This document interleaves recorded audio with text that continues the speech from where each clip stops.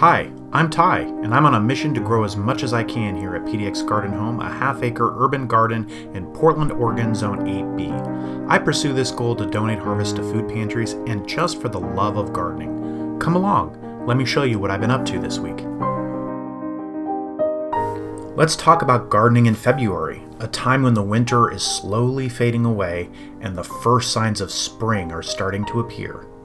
As we approach the end of winter, it's important to take a moment to reflect on the past season and to start thinking about what we want to achieve in the coming months. February is a great time to assess the state of your garden and make any necessary changes to your plans. If you live in a milder climate like I do, you may find that the ground is soft enough to start working in your garden. For me, that's a week-by-week analysis. Last week, we hit the 20s, Fahrenheit that is, but now we're back up to the 40s. February is a perfect time to start preparing your soil for planting by adding compost or well-rotted manure. This will help to improve the quality of your soil and provide your plants with the nutrients they need to grow. This month, you may also start to see some of the first signs of spring. Snowdrops and crocuses are often the first flowers to appear, and their arrival is a sure sign that spring is on the way. Here at PDX Garden Home, we have crocus and daffs poking their green stems out of the soil. If you're looking to start seeds indoors, February is a great time to get started.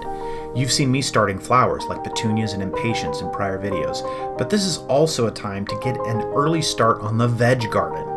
February may seem like an early start, but the truth is many vegetables can be started indoors at this time of year, and when the weather warms up, you'll be ahead of the game. You can start seeds for vegetables like broccoli, cauliflower, and cabbage. When planting vegetable seeds now, it's important to start with seeds that are well suited to cool temperatures. Some other great options for this time of year include peas, lettuce, spinach, and other greens. While cool weather veggies are the most likely seeds to start, you may also want to consider warm weather crops that require a long growing period to get to maturity. I'll be starting peppers soon. Tomatoes are always debatable at this time of the year. February can be a little early for us here for tomatoes, but if you have a place to keep them warm and grow until after April, then I know some of you will be starting this month, and maybe I will too. Be sure to provide your seeds with plenty of light and warmth, and keep the soil consistently moist but not soaking wet. Think about the excitement of planting your first tomato seed and then later this summer biting into a juicy, ripe tomato straight from the vine. Or the satisfaction of growing carrot seeds and then after a long wait, pulling up a crisp, sweet carrot you grew yourself. For me, this is what gardening is all about: the anticipation, the joy of growth, and the taste of success. Whether you're starting seeds indoors, preparing your soil, or simply admiring the first signs of spring, there's always something that can keep you busy in the garden this time of the year. Happy gardening, everyone. One of my favorite vegetables to grow in the garden is Chinese cabbage, also known as Napa cabbage. Last year, my Napa cabbage kept bolting, so I'm trying to grow earlier this year while it's cooler. Growing Chinese cabbage from seed is a great option for gardeners who want to get a head start on the growing season. I plant into cell trays and then I transplant into beds. When ready to transplant, you want to choose a sunny spot in your garden with well-drained soil. Chinese cabbage needs a consistent supply of water to grow properly, which shouldn't be a problem for us here at PDX Garden Home in late winter and early spring. If you live in an area with dry weather, consider using mulch to help retain moisture in the soil. I've heard some people give their Chinese cabbage plants support because they can grow really large, and I guess they topple over, but I've never had an issue like that when I grow Napa cabbage. Finally, when it comes to harvesting, wait until your Chinese cabbage has formed an inner head, but it has not sent up an inner flower. This will ensure that it has the best flavor and texture. To do the harvest, I simply cut the head from the base, being careful not to damage my surrounding plants or the leaves on what I'm cutting out, and I just leave the root in the ground. Sometimes I have to pull it out later, sometimes it can rot in place, and I get that no-dig effect. One of the most important tasks you can do for your garden this time of year, putting compost on your garden beds. At this time of year, the soil in your garden is probably feeling a bit tired after a long winter.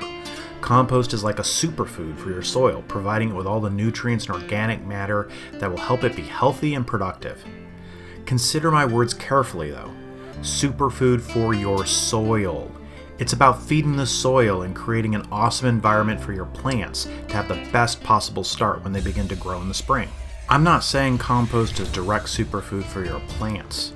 Compost is not fertilizer, and if you're starting later in the season with a low fertility soil, you may want to use an organic fertilizer because building soil does take time. I've been putting down layers of compost here at PDX Garden Home for years now. Compost also helps to improve the structure of a soil, making it easier for roots to penetrate and absorb water and nutrients. This in turn will lead to stronger, healthier plants that are more resistant to pests and diseases. I'm spreading about a ½ inch layer of compost over these central garden beds. Adding compost to your garden beds now, before we get into spring, will help create a thriving and productive garden. So get out there and start spreading your compost. Your garden will thank you for it.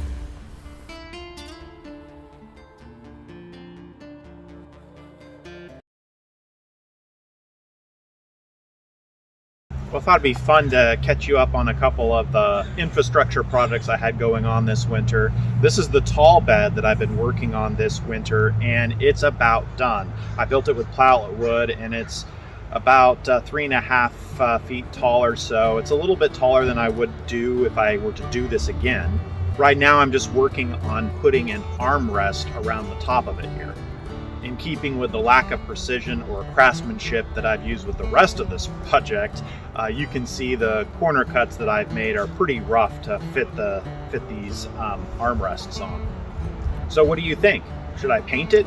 I'm thinking white would be a striking color for this in the garden.